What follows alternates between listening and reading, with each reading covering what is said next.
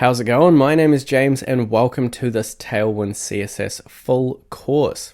Now I'm supremely excited to have this course live on the channel because Tailwind CSS has to be one of the best things I have ever learned on my journey into the realm of programming. For me personally, it helped me develop applications so much faster, not to mention that the caliber of applications I was able to develop and design was just to the absolute moon. It's so easy to effortlessly build beautiful and aesthetic websites. And the coolest thing about it is that you can learn it all within the span of about 90 minutes, which is pretty much what this course is going to be. Starting from the very beginning, we are going to take a blank web application. It's got no styling, looks absolutely atrocious, and we're going to turn it into a beautiful landing page. And in doing so, teach you all the core concepts and foundational knowledge that you need to feel confident and comfortable developing your own absolutely amazing web applications with Tailwind CSS. Now this course is beginner friendly. There is virtually no prerequisite knowledge required. You do need to know a little bit about HTML and CSS, but that's pretty much all we'll be using. If you're looking for some courses to brush up on that material, I have them linked in the description down below, so be sure to check them out. And just before we get started, before we dive into the realm of Tailwind CSS, what do you do if you get stuck? It's important to know. First and foremost, I have linked my code, my GitHub repo, also down in the description below. So if at any point throughout this course you want to compare your code to mine, that's where you want to go. Furthermore, if you have any questions, qualms, or queries, inside of the GitHub repo, you can head over to the Issues tab, click on Issues, title whatever it is that you want to know more about, and either myself or someone else will respond to you and help you overcome whatever challenges confront you. So it should be an absolute weapon of a course. Tailwind CSS is just one of these brilliant things that everybody should absolutely know how to develop with, to learn, and it's so easy. It's absolutely effortless. If I'm going to style a web application, it's either plain old CSS or Tailwind CSS, and that's really saying something. Anyway, with that all said, it is finally time for us to embark upon our journey into Tailwind CSS.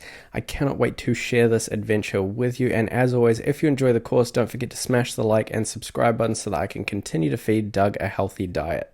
Alright, so the plan of attack to learn Tailwind CSS is we're going to take this application right here, which is content on a page, I'll give you that, and we're going to style it with Tailwind CSS until it looks like, drum roll, this application that we have just here. Absolutely beautiful. So this is our landing page. We've got some fonts, we've got some lovely button effects. Let me zoom in a little bit more. We've got a really nice hero section, some great call to action buttons, some awesome little glowy effects because they're lots of fun. As we scroll down, we break down the application. This is a super cool landing page because it, is a very popular format. We've got the hook, the hero section. We've got the all about the application, the product, the service, whatever it is. And then at the end of that, we have another call to action, and then we have the social proof. So this is the testimonials, the what people are saying, so that you can build trust, understanding about your product. So hopefully, make sales to the absolute moon, book lots of sessions, sell lots of units, whatever it is that you're looking to do. And most importantly of all, feel confident and comfortable designing and developing applications super fast with Tailwind CSS. So here's the grid layout for the testimonials, and yeah, super responsive. So we jump down onto a mobile device and nothing overflows. It all looks absolutely beautiful, and we have a wicked application. So it should be loads of fun. We're going to start from the very beginning, ease into it, build up momentum, and before you know it, you'll be a pro at Tailwind CSS. And with that all said, let's dive into the code. Alright, and now it is time to dive into the code for this Tailwind CSS course. Now to get started, we're going to need two windows open. I've linked them both in the description down below. One is Vite. Now Vite is a build tool that aims to provide a faster, leaner development experiment for modern web projects. And we're going to use it to initialize a vanilla web development project, so it's just plain old HTML, but we're going to incorporate NPM, so the Node Package Management Ecosystem. Now to get started with Vite, obviously it is linked in the description down below. You're going to need Node.js installed on your device. If it's not, you can just click the link inside the Vite link to configure it. So Vite is going to set up our project, and then the second documentation we'll need open is the Tailwind CSS docs. And in this case, we're looking at installation using Vite, where we install Tailwind CSS as a Vite plugin, which is amazing. And if you learn how to do it this way, you can pretty much apply it like this in any context, add it to any project. It's very versatile, and it's essentially the same whether it's React.js, Vue, Svelte, Next.js, or vanilla web development with just plain old HTML. Now, Tailwind canonically is a favorable wind. Let's say you're out sailing, it's a wind from behind that propels you forward. And that's very analogous for what Tailwind CSS does for us in development. In my experience building with all sorts of different CSS libraries, Tailwind CSS is the fastest. I'm a real sucker for plain old CSS, but Tailwind really gets the job done. It is indeed fast, flexible, and reliable with zero runtime, and it works, if you are unfamiliar, by essentially using utility classes. So when we write HTML, we have classes. Tailwind CSS specifies or predefines a whole lot of utility classes that we can add, and then what it does after we add the CSS names, it generates the corresponding styles and then writes them to a static CSS file, and that's how we build our web application. So what we're going to do to dive into the code is start off opening up a window of Visual Studio Code. Now, if you don't have VS Code installed on your device, once again, links in the description down below. Make sure it is installed and open up a blank window. Now, the reason we're opening up a blank window is to leverage the VS Code terminal. Now, I'm going to open it up using the Control backtick keys.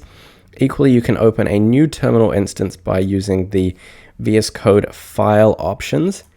Equally, you can come over to vscodeshortcuts.smalljames.com, and I have all of my key bindings here. So we can see that to toggle a terminal instance, we have the Control and the backtick key. So that's what I'm typing just here to toggle a terminal instance.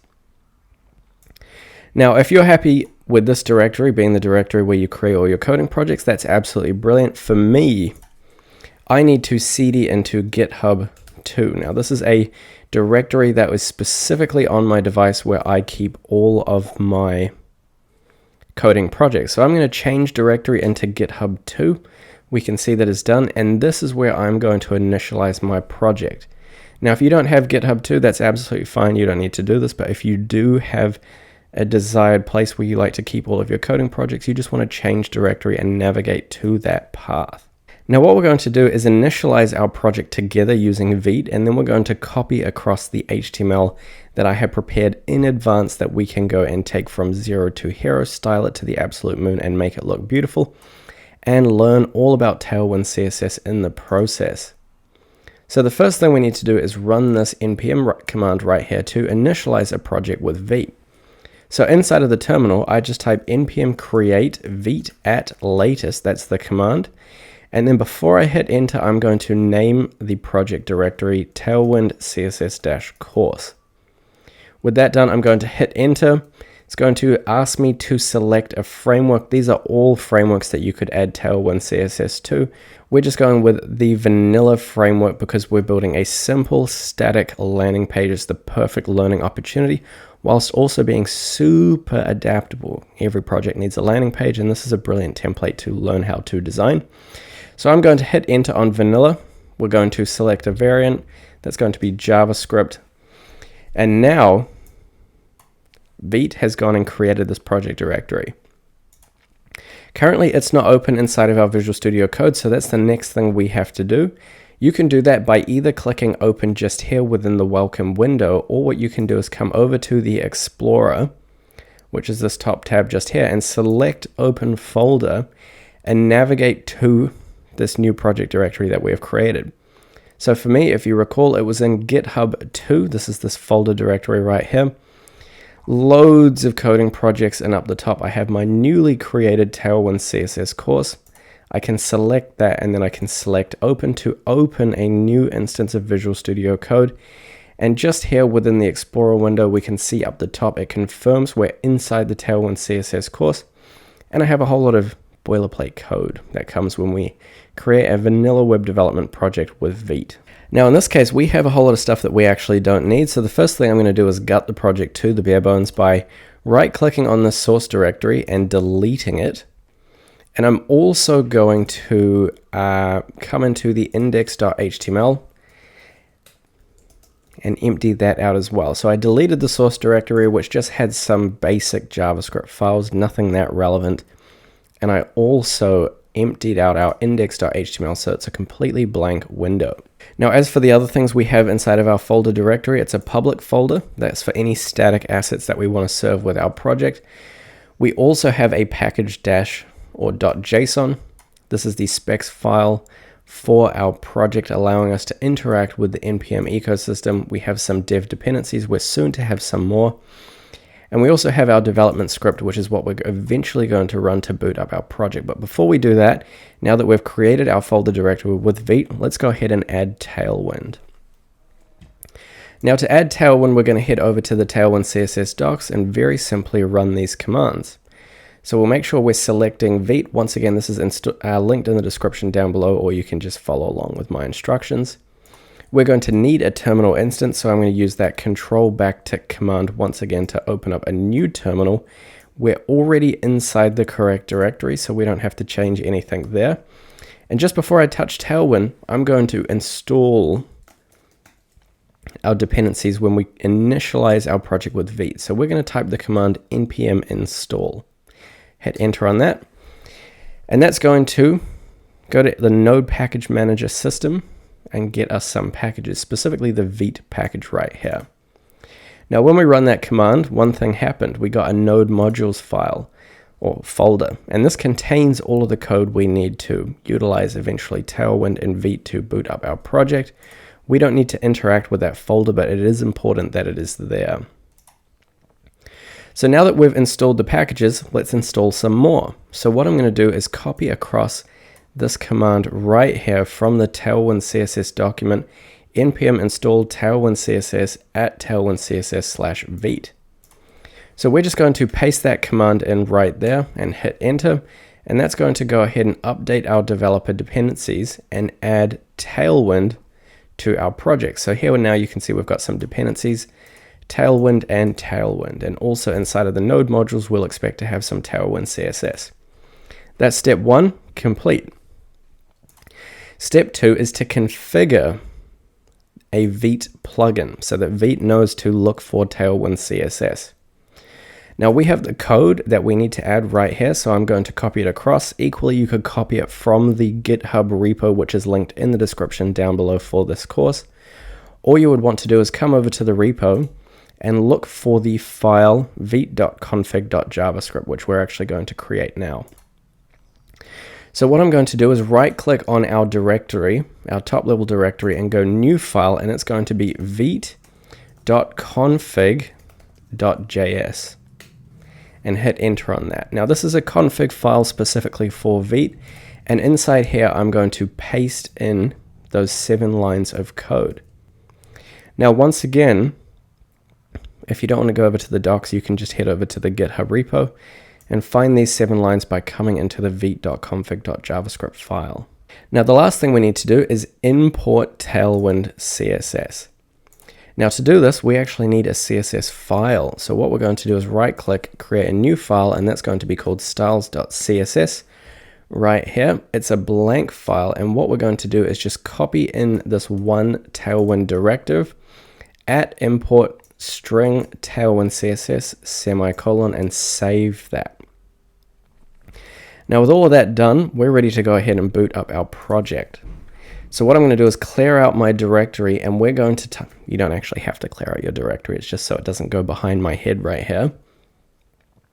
And we're going to run that developer script just here, the dev script to boot up our project with Vite. Now the way that we do this is we type npm run the dev script, and we hit enter on that, and that is going to boot up our project using Vite on localhost 5173. So I can copy that link, come over to my browser, paste it in, hit enter, and we now open up a very blank application. Lucky for you guys, that is very much the expected behavior. We have a blank index.html, so you wouldn't exactly expect to see much content on the web page. Now, currently Tailwind isn't fully configured, so what we're going to do next is finish that process, and that begins with actually getting some content. Now, to get the content I have prepared in advance, what you will need to do is open up the GitHub repo, which is linked in the description down below, and look for a file that I'm creating now but will be inside the GitHub repo when you watch this. It's going to be called blank.html. And inside blank, when you head over to the GitHub repo, you will find a good 162 lines of code. And this is our landing page. You can, chop and change the content, make it your own. It's pretty simple, but I think it's pretty nice and effective. It looks beautiful, at least it will when we're finished. So what you want to do is copy this content right here from blank.html inside the GitHub repo, and we'll want to paste it inside the index.html. And this is all the content that we're going to be styling using Tailwind CSS in this course to become maestros of Tailwind CSS. Now, while you're in the GitHub repo, if you could smash the star button, that would be super appreciated. It did take me a little while to prepare all this content, so, love that if you could smash the star button, support the channel. And now we are ready for the final step, which is to officially add Tailwind CSS to our project so that we can start styling all of this horrendous content right here. Currently, it doesn't look like a very good landing page, but, we got to do something about that. The last thing we have to do, this one more line, is to link this styles.css to our HTML document. And this is something you'll have to do in any framework. It's the final step. Once you've configured your project to use Tailwind CSS, you then need to link it to the HTML code. And the way that we do that is inside the head tags, you'll need to do this with me, inside of your index.html, underneath the title, we're going to have a link. It's going to have an href equal to styles.css and a rel equal to style sheet, and that's a self-closing link tag. So that's one line we're going to add, and that's going to tell our index.html to look for the styles.css sheet, which has that directive to Tailwind, and that's going to complete the loop and finish the configuration of Tailwind CSS in our document. And we can see that when I save that, it blanked out my app, it reset all the styles, and it applied a default font family specific to Tailwind CSS. Excellent.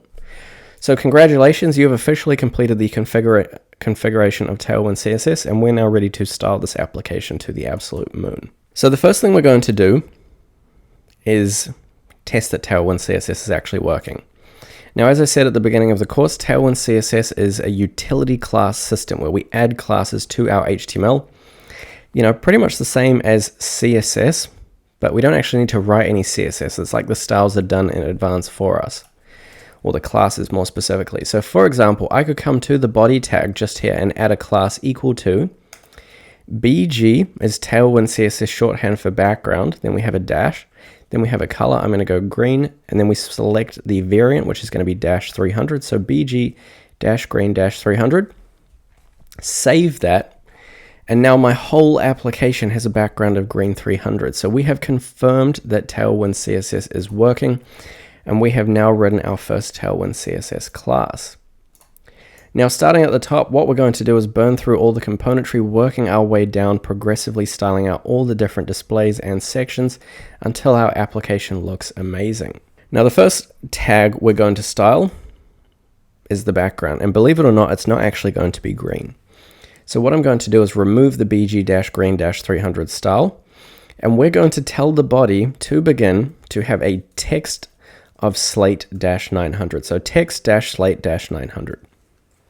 Now what this style does is it changes the text color to the slate, specifically the 900 variant. So if I save that, our text color will have very slightly adjusted, so it won't be a permanent black or an opaque black. It will just be a slightly softer dark color. Now, to have multiple Tailwind CSS utility classes on a particular element or tag, we just space separate them. So after text slate 900, I can have min-h-screen. What do you reckon that does? That gives our web application a minimum height of screen. So when we're specifying heights, we have h dash screen. Screen means 100% of the view height, and min obviously changes it from being a height to a minimum height parameter. After that, we're going to have the relative class, utility class name. That means position relative. And already in the Tailwind CSS, we're going to introduce the concept of breakpoints. Now, Tailwind CSS very cleverly opted for a design system that is mobile first. So all of these styles here are mobile styles.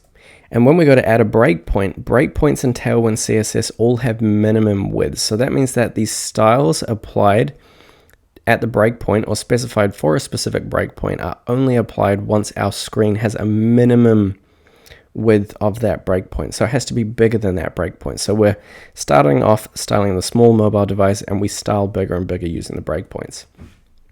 For example, if I wanted to increase the text size above a small breakpoint, I would say SM for small breakpoint, then have a colon, and then after the colon, without adding any extra spaces, I would say text dash large. Now what's going to happen is when I bump up my screen width, let's inspect the page to look at the breakpoints.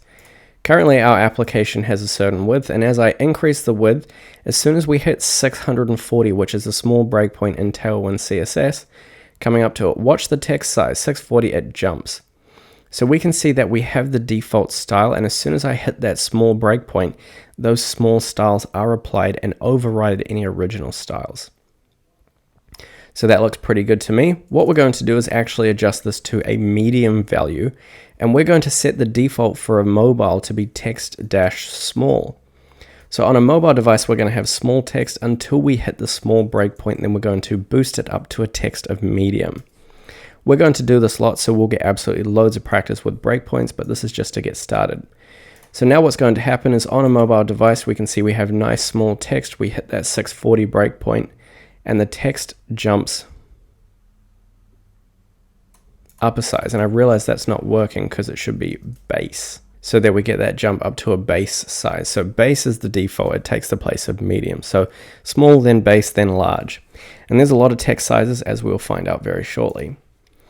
And just like that, we have officially styled the body with 5 or so classes. Underneath the body, we're going to jump into the header. So we're going to give the header a class attribute equal to some strings. And inside here, we're going to give this a flexible display. Now the command to add a flexible display is flex. Imagine that. We also want to justify the content between. So space between, push all the content to either end. So we say justify dash between. And at this point, I should say, if you ever get confused, Tailwind CSS have some amazing documentation. What you can do is just click on the docs. This will also be linked in the description down below. Come over to the search and just type in flex, for example. And just here, it has all of the flex commands and their associated CSS values. So in this case, we're actually looking for the display. So if I click on display, here we can see that the flex class adds the display flex style. Now justify between is justify content space between, which is going to push the content to either end. We're also going to give it a padding of 8. Now P8 is equivalent to 2 rem. Padding is, or P is the shorthand for padding. So now if I add that padding and come back to our app, we can see that we have a nice fat padding around our whole header section. After the P8, I'm going to, or actually in front of it, I'm going to give it a gap of 8. That's a gap of 2 rem for our flexible container. So now we can see that our buttons are being pushed to the far end, which is perfect, or at least they're spaced out evenly. And then the other thing we're going to do is add in some maximum width criterias. Now what this is going to do, currently our page just gets, it will always span the full width, but we want to basically clamp it to a maximum width. So what we're going to do is say max-w-pros, and this is kind of equivalent to the min height of screen. So this is going to give a maximum. W is the shorthand for width. Pros is a pros content, so it's about 800 or 900 pixels. You can find it in Tailwind CSS. If I go ahead and save that, that will limit our maximum content width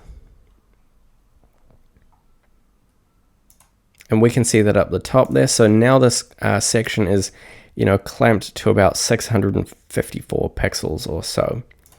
Now we don't want to use prose, which is a built-in Tailwind CSS width. We actually want to provide a custom amount. Now whenever you're specifying custom amounts, so you're going outside the realm of what Tailwind CSS has anticipated, you use square brackets. So max-w- square brackets. And inside the square brackets, you can put in the custom value. So I'm going to go 1000 px for pixel. Now, if I save that, we can see the 1000 pixel applied, and it's just that much wider. Now, the other thing I want is for this content to automatically self-center. We're going to do that with the margin. So we're going to go m-auto. That's going to be a margin of auto. Now, what you can do to specify whether or not you use the vertical or horizontal margin is we can have mx auto, and that's going to only be the x-axis. So if I go ahead and save that, now we can see that we have these orange margins on either end of our header section. And as the content while the content is less than 1000 pixels, we don't have them. But as soon as we go above 1000 pixels, we get those nice margins on either side of our header. Easy peasy lemon squeezy. Now let's do the H1 tag, Auckland Maths Tutoring. That's what this site is for. We'll give that a class equals. This one is going to be text-2XL, so that's going to be nice and big. And remember, this is the mobile device size. So here we can see we have our big text over the side. What we're also going to do is give it a small colon text 3XL. So when we hit that small breakpoint at 640 pixels, boost up that text size. So we can see that come into action. I hit the 640 and our text jumps up in size, and we're actually going to add a second breakpoint for a lot of the text elements. We're going to say when we hit a medium breakpoint, where medium is at 768 pixels, so about 120 or 30 pixels bigger than the small breakpoint, we're going to go to a text-4XL, which is going to be some pretty great or pretty gigantic text. Now, text typography sizes actually go up to around 9XL, which is huge. We obviously don't need that. And so now we're going to have 3 breakpoints of text. So here we can see we're on the big text, then we come down to slightly smaller, and then we get even smaller on a mobile device. And so you can see how quick and efficiently we can create responsive designs using Tailwind CSS. Now, just before we rip through the rest of it, one thing I actually want to add to this course is an element design library. And the one we're going to be using in this case is a sub-variant of FantaCSS that I've prepared specifically for this course. So what I'm going to do is copy it over, and it's going to be called math.css. Now, you will need to download math.css from the GitHub repo. You can either create a new file called math.css and copy the content in by coming into this file inside the GitHub repo, copying everything and pasting it into this file. It is approximately nearly 700 lines of element styles. Now, obviously, we're going to style so many elements, but it's also very important to understand how to combine Tailwind CSS with design libraries. So that's what we're going to do in this course. We'll still style everything, so don't worry, you're going to get practice with all of Tailwind CSS, but some of the elements are just nice to have pre-styled in advance for more rapid development. And so what we're going to do, just like we added the styles.css, we're also going to add math.css as well.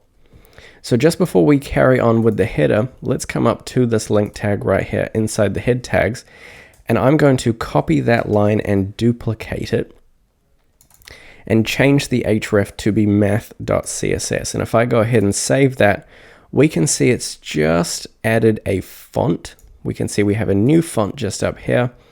That's coming from this font import line right here inside of the CSS file. And we've got some, pre-styled button elements. And there will be a few other things that we add in throughout this course, but that's just something that we will need to make our application even more beautiful. So with that file added, let's continue styling out the 2 buttons inside of our header. So to make these buttons look beautiful, what we're going to do is give them both some classes. So for the first button, we're going to give it a class equal to And we're going to start off with a fantasy CSS style. So this is, or in this case, math.css. This is card dash button dash secondary. Now, once again, math.css can be found in the GitHub repo, which is linked in the description down below. You can either download that file or copy the code directly across and create your own math.css, totally up to you. But if I add that style and save it and refresh the page, we can see now we have a neat little button up here. So this is a default button. This is a special button. Very pretty. Also has a nice background shadow. And that's a good example of where I'd probably go back or revert to using traditional CSS for complex features. For example, when I have a very complex button feature with a very gentle shadow in the background, there's a whole lot going on here. It's a good opportunity to use regular CSS, and it works perfectly in conjunction with Tailwind CSS. So what I'm going to do is give it an opacity of 0, which might seem counterintuitive, but you'll understand why in a second, and that's going to make it go away, even though it's technically still there. So I'm actually not going to give it an opacity 0 just yet, so we can see what's going to happen. But what I am going to do is give it a padding X, so horizontally px of 4, padding Y, padding vertically of 2. 2 is half a rem, 4 is 1 rem. And we're going to say rounded dash full, which is rounded 100%, and that's going to make it a nice round button. Notice that the text is wrapping. That's not acceptable, so we're going to give it another class that's called white space dash no wrap. So that ensures that the text does not wrap onto a new line, and here we have our beautiful button. But we're not done yet. So this looks pretty good though. We've got the card button secondary px4, py2, rounded full, white space, no wrap. And what we're going to do is actually copy this whole class, and I'm going to paste it into the second button right here. So we should have 2 of these buttons. The second one looks a little bit neater for the second. Now what we're going to do is for this first button, we're going to disable it completely, and this will all make sense in a second. And we're going to start off disabling it by giving it an opacity of 0. That's going to make it invisible. However, it's still there. You can see the cursor pointer. I could probably still click on it. And then the second thing we're going to do is disable the pointer events by adding pointer dash events dash none.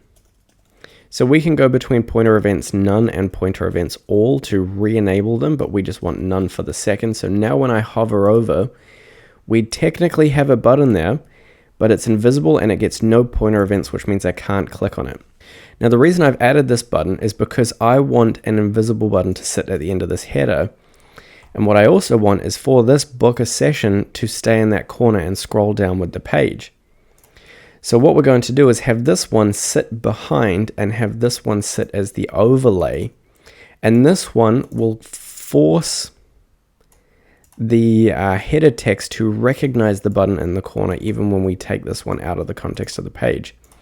So what that means is to this div, I'm going to give it a class of fixed for a position of fixed.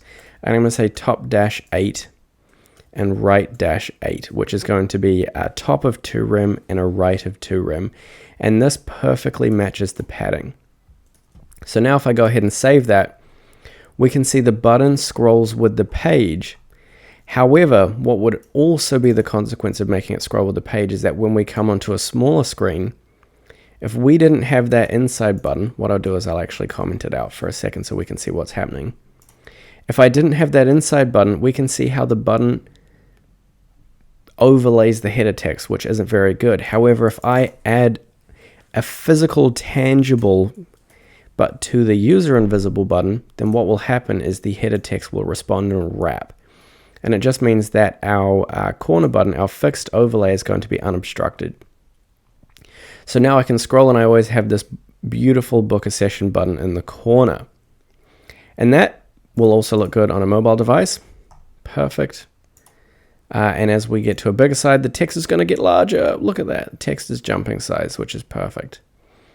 So now that we have our beautiful button, let's move on to the next section, which is going to be the main section.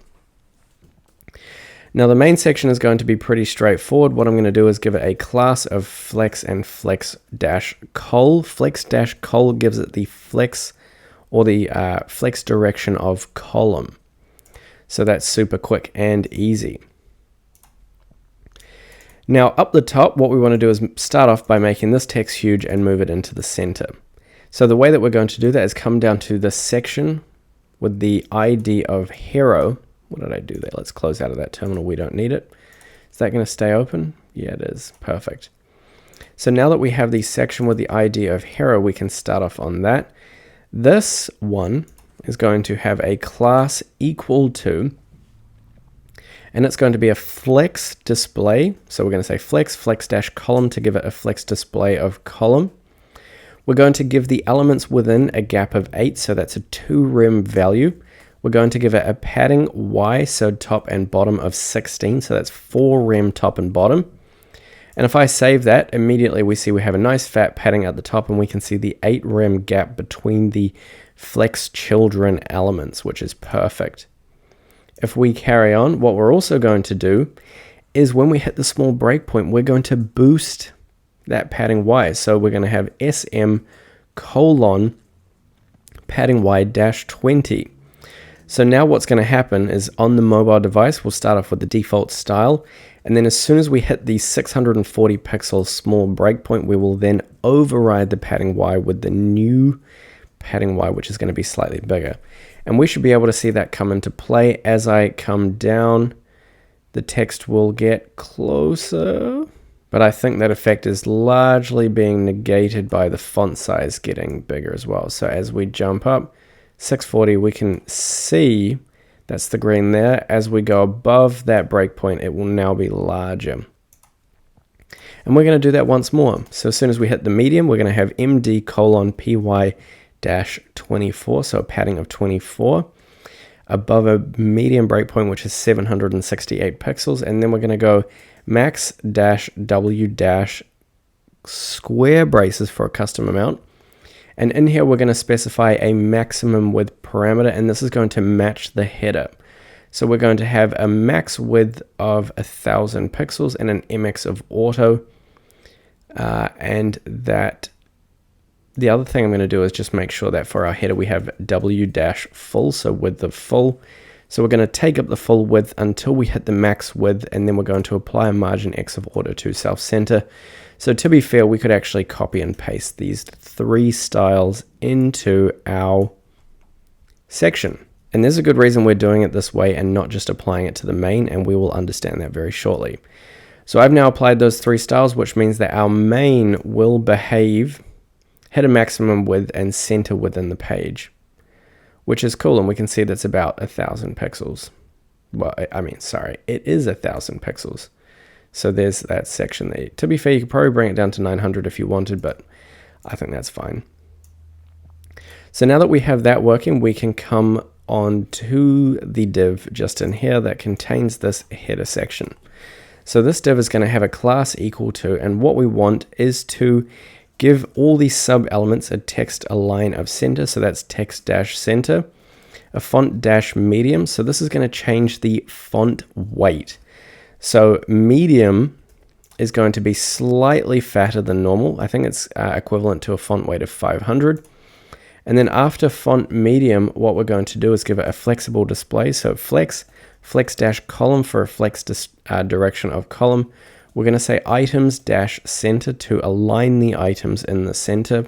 Gap dash 2 for a gap of 0.5 rem. Save that. And now we have centered this text. Now the next thing we need to do is size these text elements. So we're going to give this h2 a class equal to text-6 XL. So we're really hitting the upper end of the typography sizes. And then when we hit the SM colon breakpoint, we're going to go text-7 XL and then MD colon text-8 XL. So small breakpoint boosted up to a 7 XL, medium breakpoint go up to an 8 XL. So now we have some jolly great text in the middle of the screen. It's going to look good on a mobile device. Perfecto. And then as we come up, it continues to get mighty great, which is perfect. We really want to achievement to excellence and beyond. Now, obviously, and beyond looks minuscule, so let's give that some classes. So we're going to say class, the default is going to be text-4xl. Small breakpoint is going to be text5xl, md text-6xl. And we'll get pretty quick at doing this because you do this for a lot of text elements, and it's super simple to just style all the text for these common breakpoints.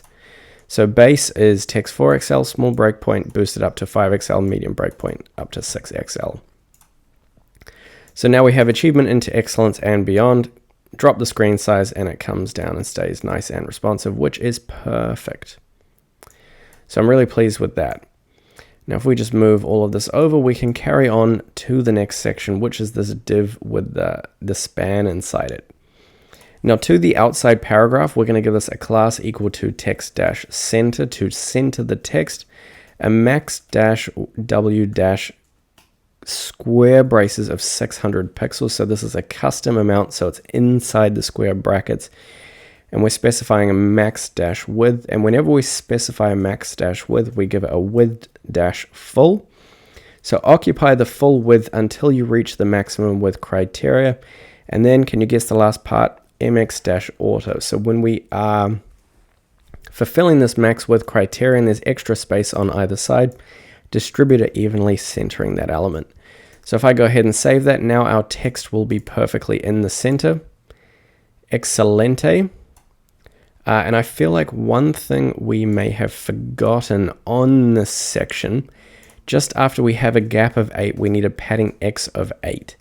So up to the section with the idea of heading of hero, just after the gap of 8, we add a px, so padding on the x-axis of 8, and that's just going to sandwich our content in a little bit more. So we've got a nice padding either side.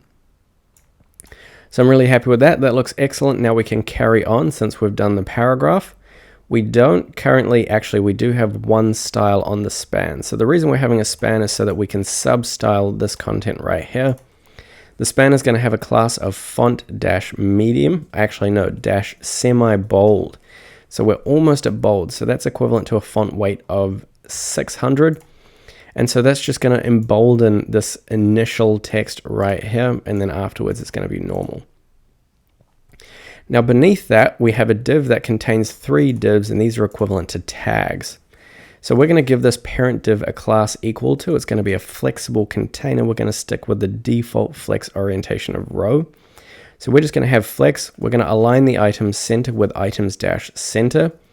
Give it a gap-4 for a gap of 1 rem. Flex-wrap to wrap the items onto a new line if required, and justify-center to justify the content centrally. So that's going to center the items both across the row and vertically within the row, and wrap the content where necessary. So now as I come down onto a smaller screen, we can see those items are in fact wrapping, which is perfect. And now for each of these items, we can style them, and they're all going to have the same style. So we're going to write it once, then copy it down to the rest of them. So we're going to give the first div a class equal to tag. That's a fantasy CSS or a small CSS element. So currently the tag has just emboldened the text. That's absolutely fine. We also have to specify which tag. So we're going to give it the rank tag, as in like it's a rank. So now we get a pretty blue color. That's once again a math.css element. And after that, we can style it. So we're just going to give it a padding x, so laterally of 2, so half a rem, a padding y of 0.5, so py-0.5, rounded-full, rounded 100%, and then we're going to say on a small breakpoint, boost the text from the base or default up to a text-large, and then on the medium, go text-extra large. And just like that, we should have a nicely styled element. Look how beautiful that is. And that's all the code that we needed. Brilliant. And so now we can just copy this whole class, and I can paste it into the opening tag of the 2 divs beneath. So now we should have 3 beautiful tags right here. They're going to open up onto one line where appropriate.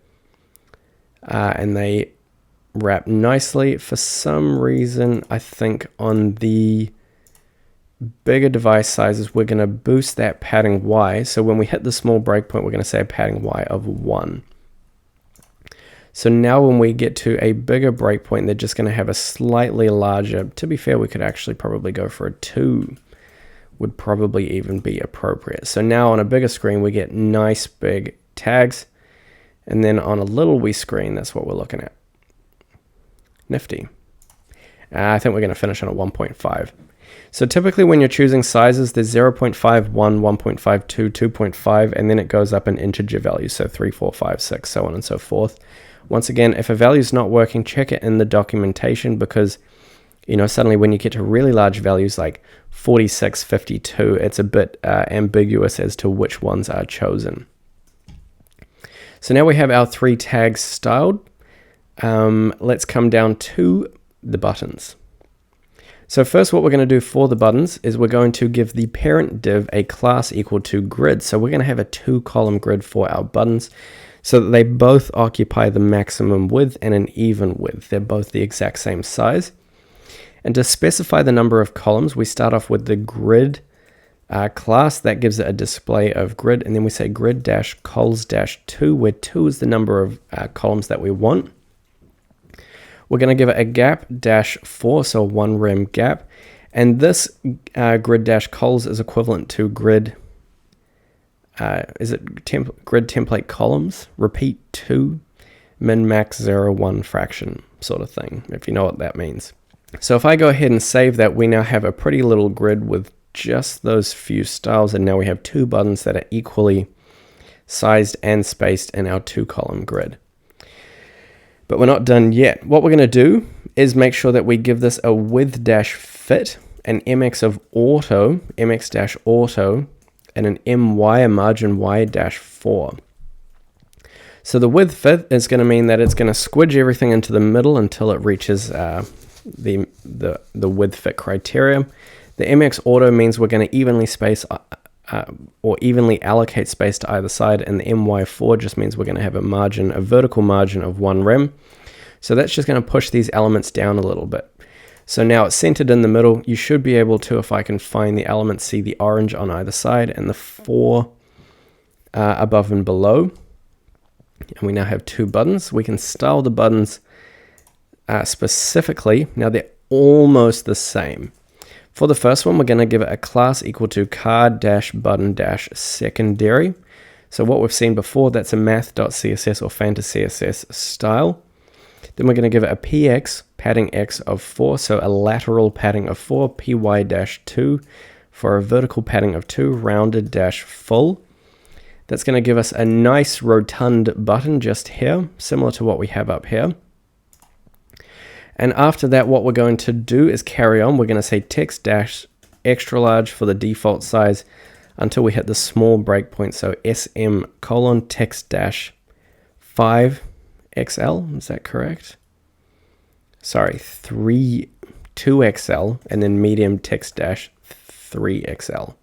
So MD:text3XL. So now we're going to have a button that just gets bigger with the increasing screen sizes. So that's cool. We can see it jumping up there, which is nifty. So we can go ahead and copy this whole class and paste it onto the second button. And what we're going to change is the secondary to primary. So the second button is going to have a card-button-primary class, and that's going to make it the solid blue. So it's the inversion. And these are our 2 call to actions. And just like that, we have officially completed pretty much a hero section. So Paki Paki, Ka Pai, that means clap, clap, well done in Māori. The more you know. And I think that looks pretty good. If we come down to a mobile device, that also looks cool. What you could do, and this is up to you, if you wanted, is make the grid-cols-2 a small breakpoint item and have the default be grid-cols-1. So now we're going to have a 1-column grid until we hit a small breakpoint, then we'll jump up to a 2-column grid. And so what that looks like is on a mobile device, we have 2 buttons, one atop the other. So just like that. And then when we get to the bigger size, they jump out either side, or either side of one another. The other thing I'm going to do is on a small breakpoint, give it a gap -8. So that's to the grid that we have, and that's just going to space them out a little bit further. And to be fair, I don't know that I mind that. I think that's pretty... Oh, do we keep them? Do we not? I'm going to leave that up to you. Let me know in the comments down below what you choose to do. I think I might stick with it for the second. So now we have two amazing call to action buttons. If we come down, the next element we can style is the scroll for more. Now this element, we're going to start off with the container div, and we're going to give it a class of with-fit and an mx of auto, and so that way it self-centers in the middle of the page. We're also going to give it an m-y, a vertical margin top and bottom of 4, so that's 1 rem. We're going to give it a display of flex, so flex-col for a flex direction of column. Items-center to align the items in the center, so all the children elements are going to be horizontally centered in our flexible column. We're going to give it a gap-4 for a gap of 1 rem. And I think that should pretty much do it. So now scroll for more should be smack bang in the middle. It perfectly is. Scroll for more is going to have a class of indie. That's a fantasy CSS style. That just changes the font from the original one to this fun little font here. After that, we're going to give this a text of... sorry, this is a text... This is a color. So text-slate-600. So this says give it this text a color of slate and the variant 600. So that's kind of like a reasonably visible but not completely opaque text color. So it should look slightly faded in comparison with the rest of our text. So here we have it just then, looking all cutesy. And then we have a div beneath it. Now this is going to be a custom element that we design. So it's going to have a class equal to w dash. The width is going to be a custom amount, so we're going to have these square brackets, and that's going to be 1 pixel inside those square brackets. We're going to give it a height, so an h dash custom amount square braces. In the square braces, we're going to have 100 pixels. And then after that, we're going to give it a rounded large to round all the edges, not full, so it's a circle, but rounded large, just to give it a nice round on either end. And if it's got a width of 1 and a height of 100, it's going to be a line. So that's what we're going for. And this line is going to have a background gradient. Now the way background gradients work, we type bg-linear, linear-2-b. So there's 4 things here. BG for background, -linear, -to bottom. So that means going from top to bottom. And then we have a space, and we have a secondary Tailwind CSS class that is kind of like a contributor to the first one. So this one's going to say from-slate-400. So at the top, be the slate variant 400, and then we're going to have a space, and then it's going to be to-transparent. So it's going to be a linear gradient background in the direction from top to bottom. We're going to go from slate 400, and we're going to go to transparent at the bottom. And so now we should have a nice little line right here that starts off colorful and then becomes, opaque and then becomes transparent. And just like that, this time we have officially finished our hero section. And what I might actually do is just, why don't we just go with-1? The 1 should be, that's 2. Let's go with 0.5. W-0.5. Yeah, that'll do. So it's just a little bit thicker. You can see 0.5 is probably equivalent. It looks like it was 2 pixels, I think. If we hover over that element, 0.5 is about 2 pixels. That's correct. So that's the hero section looking nice and neat. On to the next section, which is these grids, and they're going to look absolutely wicked. So for this section, the plan is to switch up the color. So we're going to make it a little bit more interesting. So here we have our first section. Now it's time to completely swap it from being light theme to dark theme. So the way that we're going to do that is by coming into this section just here, and we're going to give it a class. This is the section with the ID of mats, and we're going to go BG for background dash slate-950, which is the darkest variant of the slate background. And what we're also going to do is after that say text-white to change the text color from the default which I think is slate 9 or 800, I can't recall. But in this case, obviously, if we have a dark background, we want the text to be a light color. So if I go ahead and save that, lo and behold, it has changed, which is cool. So we're going to get some variance in our application, in our landing page. Now, what we're going to do inside the section, the problem is currently that if I zoom out loads, this section up the top is limited. It has a maximum width. However, we are not applying a maximum width to this section because then the black strip would stop here and here, and that would look super awkward. So that's why we've encapsulated all the sub-contents within a div. So this div can have a class, and that can be w-full for width full, m- or mx-auto for a margin x of auto, and that allows us to have a max-w-width, so max width of a custom amount, so square brackets, and we just want to match the original section, which is 1000 pixels. So inside the square braces, we're going to have 1000 px. So now if I save that, we would expect to see our content centered within the black dark strip, which it absolutely is, and the there we can see the MX auto, so the automatically assigned horizontal margin either side of the content.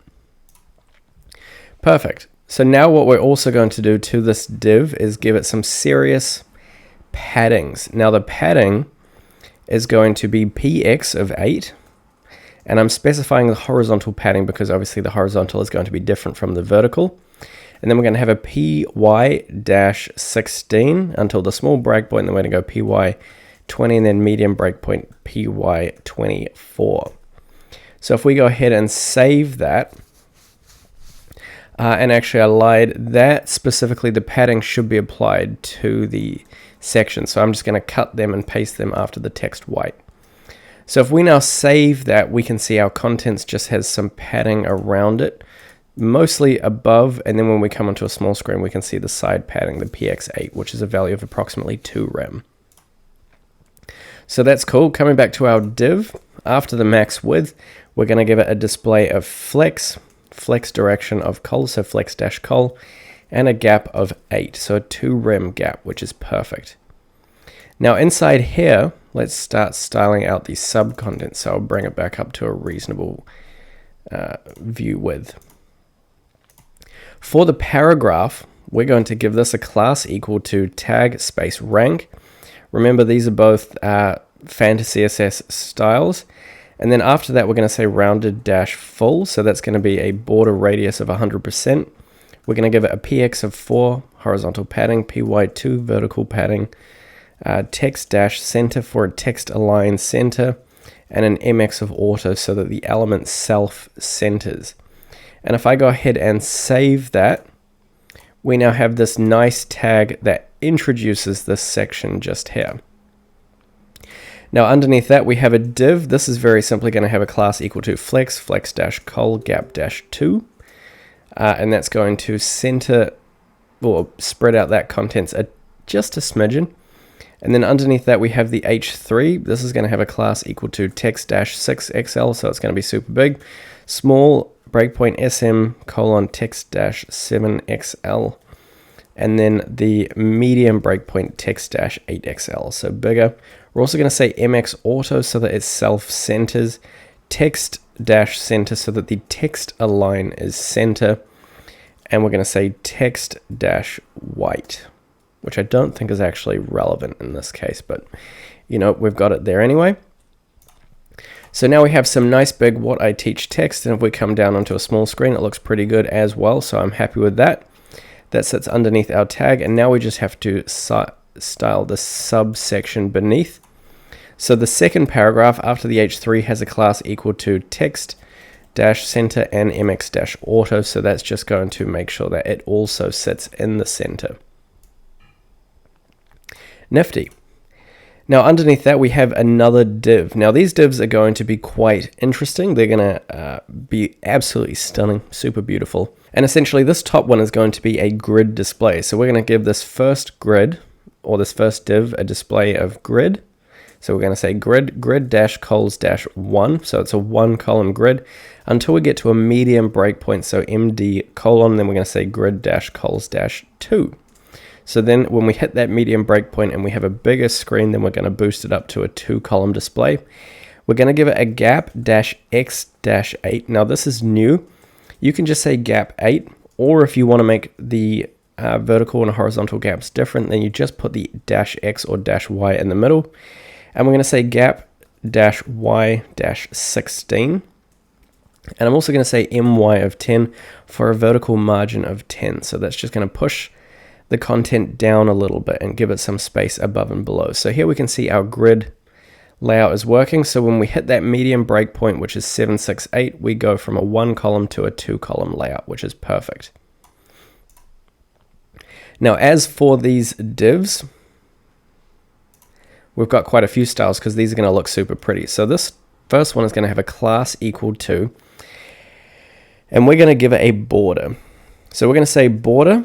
This is how you give it a border. A border has 3 consecutive styles. So we say give it a border, then we say border dash solid, so it's a solid border, and then we say border dash slate dash 800, so that's the color.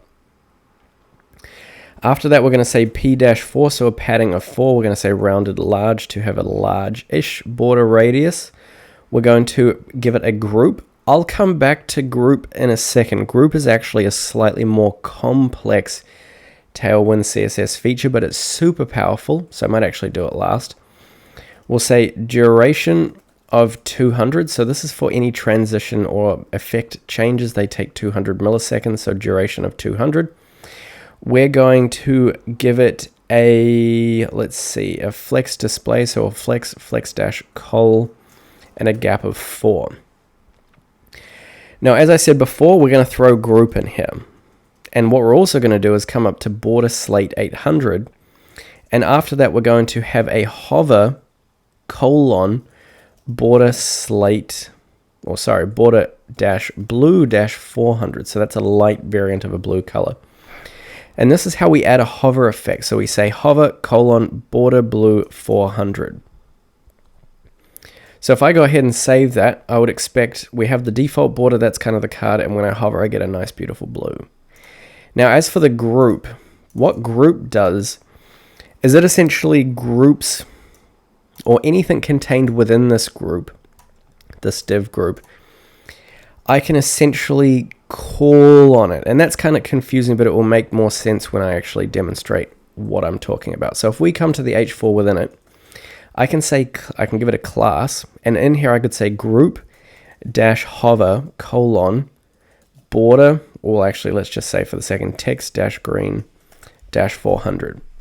So what this does, group dash hover looks for the parent group, and instead of just having a hover on this effect, whenever the group is hovered, then the text green 400 is applied. So it's a way of connecting the element to its parent.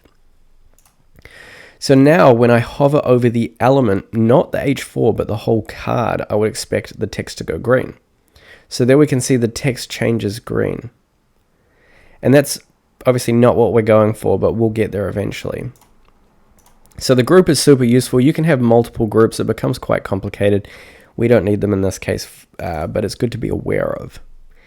So in this case, what we actually want is to get rid of this group hover, and we're going to give this element a background of slate 950. Now you might say, James, but the elements already have a background of slate 950. Bear with me, you will see. We're also going to give it a border, and then a border dash solid and a border dash slate dash 800. So that's exactly the same as the parent element. We're going to give it a width dash fit, a rounded dash large, and then we're going to give it a p dash x, a padding x of 4, px of 4, a py of 2, and then lastly we're going to have the text size. So we're going to give it a default of text 3XL, then we're going to go for a small breakpoint text 4XL, medium breakpoint text 5XL. So now if I save that, we have this little card just up here, but we're not done yet. So what I also want to do is have a minus margin top. So I do a minus MT-8. So this is going to say my margin top of -8. So it's a way of inverting it. And we can see it drags that element up 8. So now it's overlaying the parent card. And the interesting thing about that, that's why we gave it the background color, because if it didn't have the background color, then we'd still see this blue line basically intersecting our text, which is not what we want. So we gave it a background so that we couldn't see the text, and now to finish it off, we need its border to glow when the parent element is hovered. So we say group-hover : border-blue-400. And we also give it a duration -200 so that the transition or the color change of the border takes the same time as the parent element. So now when I hover, the whole thing looks like it's 1. So this is our NCA card. That's a New Zealand educational curriculum if you weren't familiar. So I think that's a pretty neat card. Once again, looks good on a mobile device. That's kind of what we're looking at there. Very nice and responsive, and it's just a neat little way to title your cards essentially. So now we need to do the rest of them. Now what we're going to do for the rest of them is just copy these classes down. So we're going to copy the class with the group first. So I'm going to come down to the divs beneath and I'm going to paste that in. Class equals, looks like I copied the whole class. So we'll paste the whole thing and we don't need to write it. Give that class, give the Cambridge div that class, and give the general div that class. And then we're going to come back up and copy the class on the H4. Copy that, paste it into the IB H4, paste it into the Cambridge H4, and paste it into the general H4. And just like that, we have a whole lot of nifty looking cards, which are indeed mobile responsive. And these are our curriculum items. And currently that's looking like a pretty good section. So, you know, in the case of an application, this is your landing page. We scroll down, we scroll for more, and you could have it like, you know, what's the product about? This is what we do. These are some of the core features. You could describe the features, have some visualizations, and then someone, you know, converts to your application or whatever that looks like. So that looks pretty cool. If we keep, you know, imagine we're on a nice big screen, that looks really clean. I'm a big fan of that. What you could do with IB, to be fair, is you could probably change it to, instead of International Baccalaureate, which is quite long, you could just say IB. You know, maybe, maybe not. Up to you. It's quite a long name for a curriculum. But yeah, that looks pretty cool. That's our nice little section, and it's good to, you know, vary up the landing page. White is good, but inverting the colors just adds that little extra bit of flair. So now we can finish up the section with the book a session button. So we have a call to action at the bottom. You know, we've showed them about, you know, what the product is. In this case, it's tutoring services, and now we want to convert them. So we come to this button, we give it a class equal to, and this is just at the bottom of the section. We give it a width-fit, an mx of auto so that it self-centers. We say rounded-full for a full border radius of 100. px of 8, py of 4, and we say card-button-secondary, which if you recall is the TailwindCSS button. So this is our standard button, just the same as the one we have up here, except a slightly bigger padding, similar to the rest of them. Now I should mention that, you know, this is just HTML, the links and stuff aren't currently working because different people have different purposes for them. So you might need to come and add these later, but we're just designing it. We're learning Tailwind CSS, but that's our little converty button at the bottom of this section. And that's what it looks like at 100%. You could probably boost the text size, so I might actually do that. We'll say text extra large, small text dash 2XL, MD text dash 3XL. So just have a slightly bigger button. I think that's pretty fun. Yeah, that looks perfect. Nice big button. Oh, look, he teaches exactly what I'm looking to learn. I'm going to book a session. Easy. This could be for anything. You know, if you're looking for a side hustle, a nifty tutoring page, you know, you could make some bank. So next up, we have the reviews. Now, this is another beautiful section. So what we're going to do is come to the top of the review section and give that a class equal to, and this is a little bit of a class. We're going to make it a flex display. So flex dash col, flex direction column, gap of 8. You know the drill. Px of 8, py of 16, padding y of 16, small breakpoint py of 20, medium breakpoint py 24. Then we have our max dash W dash square braces 1000 pixel, max width of 1000 pixels, custom amount, W dash full, and an MX of auto. That's pretty much the default for our section. And now we have a nice pretty section that's going to center. And once again, if I zoom out, all the content on our application reaches that max width and it stays there, which is important. Now inside here we have the tag at the top. So we have class equals to on the paragraph stories of success. And this class is going to be tag. It's going to be the rank tag. You could also have the success tag, you know what I mean? Like this, that should be a green tag. Sorry, I think it's good. Is it good? Is it good? Yeah, it's the good tag. So good is green, warning is amber, error is red. We're going to go with rank. That's something to meddle with. You know, at the end of this, maybe what you want to do is vary some stuff, change some of the colors, you know, fiddle around with the Tailwind CSS. But let's just finish it first, then you can do that later.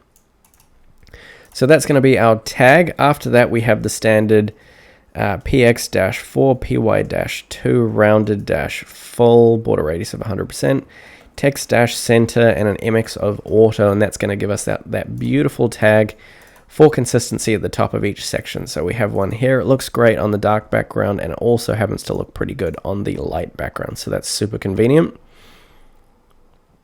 And then next up, we have what our students say. So this div is going to very simply have a class of flex-col-gap-2, pretty straightforward. The H3 we've kind of done before. It's going to have a class equal to text-6xl, small text-7xl, medium breakpoint text-8xl.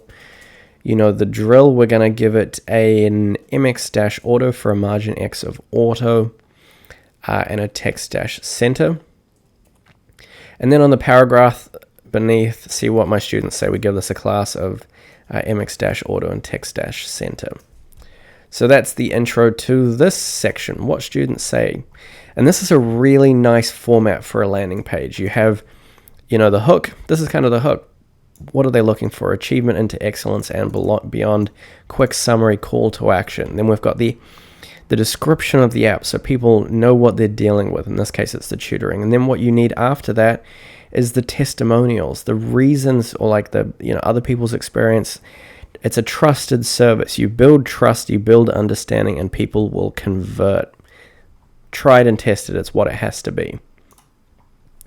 So now underneath that, we have a whole lot of funky looking cards. Now, these cards are going to be cleverly constructed. So we're going to have a column.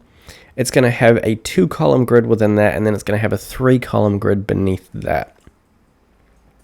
So up the top, this first div is going to have a class of flex-col, and a gap of 8. So it's going to be our first column. Within that, the first div within that, that's going to have a class equal to grid-cols-1. Until we get to a medium, then we're going to have a grid-cols-3. And we're going to have a gap of 8. So it's going to be a 1-column grid until we hit the medium breakpoint, then it's going to be a 3-column grid. And if we come back to the app, we can see that just here. Here's our 3-column grid, and these are our reviews. So these are our, what will soon to be our pretty review cards. Now, if we scroll in here, we should see that when we hit that medium breakpoint, it jumps back to a 1-column. So that's exactly what we're going for. And what I'm going to do is just give the flex col, the div above, an my of 10, just to push the content down a little bit. Nice. That looks good. So now that we have that, what I'm actually going to do is come down to the subsequent div within. No, I'll do that later. We'll get to it. Let's just style these cards out first. So the cards are all going to be pretty equivalent. It's quite a lot going on here. So once again, if at any point you need to compare your code to mine, make sure you head over to the GitHub, which is linked in the description down below, and star the repo. Thank you very much. So for the first div within our grid, we have the class equal to, and this is going to be a card. This is a Fantasy CSS card. So there we can see we have the bare bones or the makings of our card. Now the card is going to have a P-4 for a padding of 4, rounded -2XL, so that's a pretty big border radius. And then obviously flex -col, and a gap of 4. So that's going to be our little card, nice rounded edges, looks kind of pretty. Now the div within that is going to have a class of flex. We're going to leave it with the row orientation. We're going to say items-center to align the items centrally. And then we're going to give it a gap-4. We're going to say justify-between. That's justify content space between. So push the children elements to either end. And finally, we're going to say flex-wrap. So in the case where the content is overflowing, wrap it onto a new line. So if I go ahead and save that, now we can see that the subsequent element is pushed to the other end. And if we get really small, it should wrap onto... I can't even get small enough, so it won't wrap. Maybe it will. Will it? No. Eventually. Within that, we have these paragraphs. These paragraphs are going to have a class. The first one is going to be indie. So that's the font family. We're going to have text-3XL, small text-4XL, medium text-5XL. Pretty straightforward. And the student paragraph is going to have a class equal to tag dark, that's fantasy CSS, rounded -full, so a border radius of 100%, a px of 2, a py of 1. So that's going to be a nice little dark tag. We can see it just there, and that's the text wrap effect. So when we reach that minimum width, the text wraps, which looks pretty good. Nice, beautiful. Looks good on all device sizes. And now what we can do is propagate this card to the rest of the cards. So let's go ahead, and what I'm going to do is copy the first few divs, and we can just update the names because the paragraph pretty much stays the same. So I'm going to copy the div, the paragraph, and the div. So just here. And now when I find my next student, I believe it's going to be all of this. So div, paragraph, closing div. Paste that in, change the name. I think the name should be, we'll just say Danny. D-A-N-I, just like that, nice. There's our second student card, brilliant. And then we're going to have a third one. So we'll come down, paste that in, div, paragraph, closing div. Paste that in, and that one was Indi, I-N-D-I. Now we've got 3 cards, and then we get to some different divs. Now this is going to be our second grid column. So this div just here at the far left is going to have a class, and that is going to be, drum roll, grid-cols -1 until the medium, then it's going to be grid-cols -2. So a 1-column grid on a small device size until we get to the medium breakpoint. Then we go 2 columns, and we're going to give it a gap of 8. And that just creates some, differentiation between, instead of just having a standard 6, we've got 5, and it's going to be 3 by 2. And if you were to add another row of testimonials, you'd go back to the 3. So you'd have a div with grid cols 3 underneath here. So you go 3, 2, 3, and that creates a pretty fun looking grid. Now in this case, what we can do is just the same again. So in this case, we can just copy the div, paragraph, closing div, paste in what we had before. This is going to be Olivia, just like that. Might have been something different, but that's fine. And then the last one is Douglas, and we can just come down and do the same for Douglas. So Douglas, div, paragraph, closing div, paste that in there, and that could be Doug. And just like that, we have a pretty good looking review section. That's what you need. If you really wanted to go the extra mile, you'd add in some stars, but typically people, if it's a real life review, people aren't adding stars, are they? You just want some nice testimonials, and you want it to be, clean and responsive. So if we're on a mobile device, I really think the application is coming along beautifully. We've got a lovely looking landing page. Scroll for more. We come to the what we teach section. Scroll down. We've got a nice call to action. We've got some beautiful reviews. And now we are on to the last section, which is the services. Now for the services, pretty straightforward. We're going to give the section with the ID of services a class equal to flex dash col gap of 8, so gap dash 8, px of 8, py of 16, until small breakpoint py of 20, medium breakpoint py 24. You know the deal. And then in here, book today, that's our classic card, so that can have a class equal to tag space rank, and then we can say rounded dash full px dash 4 py dash 2 text dash center. You can see how fast Tailwind CS is when you get the hang of it, and an mx dash auto. So that's going to give us the little tag just down here at the bottom of the section. To be fair, there's actually quite a big gap up here. So what I might even do is just remove the PYs. This could be controversial, and I might just make it a P-8 in this case. We're going to do some on-the-fly changes because I don't want to have such a big gap at the end of this section. And I think that looks just a little bit better. What I'm also going to do, just before we continue, come up to where we set that my of 10 on this div that was the flex col that contained all of our elements, and I'm going to change that from an my to an mt. So instead of it being a margin vertical, it's just a margin top. So mt of 10, and that's just going to remove any unnecessary margin down the bottom. So now we just have the padding up here, and then we're straight into our contact section. So that's looking excellent. Now what we can do to carry on is style the send me a message. So we can give this a class equal to indie text dash 2xl, small text dash 3xl, medium text dash 4xl. Don't forget your colon before the text sizes, and then an mx dash auto text dash center. So center the element and make sure the text alignment is center. So send me a message.